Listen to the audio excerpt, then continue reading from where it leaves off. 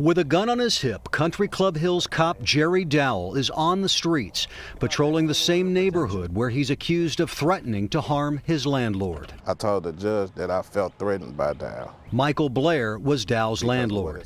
A few weeks ago, a judge granted Blair's request for a full order of protection against Dowell based on the alleged threats the officer made against Blair.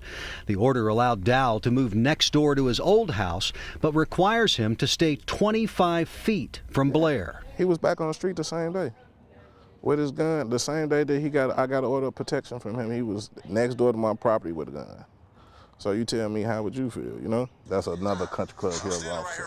That's what I'm saying. Blair also showed us phone video he shot of Dowell and another officer in uniform inside Blair's property without the landlord's permission. They were apparently trying to retrieve some of Dowell's personal property after a judge ruled against Dowell. It was like they were bullying me. I felt bullied. That's how I felt. By the cops? Yeah. Can you talk to us about Officer Dowell? Country Club Hills Police Chief Clifton Ware defended having Jerry Dowell back on the street with his gun. His situation was a landlord-tenant dispute. It was not a domestic situation. Under Missouri state law, Dowell isn't banned from having a gun as an officer.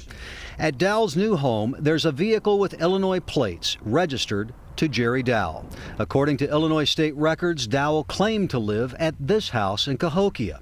But the landlord doesn't ever remember renting to Dowell, and the woman who lives there has called this house her home for the last 6 years. 2 years ago, the chief issued this memo calling attention to officers who did not have their personal vehicles properly registered and licensed.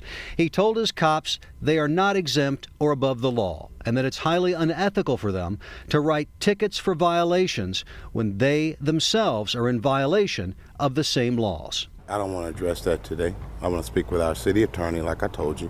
Then I'd get back with you. We can sit down and then I'll review whatever you might have. I know nothing. Country Club Hills Mayor David Powell said he would respond to our questions, but only after the election tomorrow. We haven't had any case filed against us with our police department doing anything. That's not true. At first, the mayor claimed his police department had never had a problem with any of its officers, even though former cop Timothy Jones was sent to jail just a year and a half ago for corruption. That's not true. I apologize.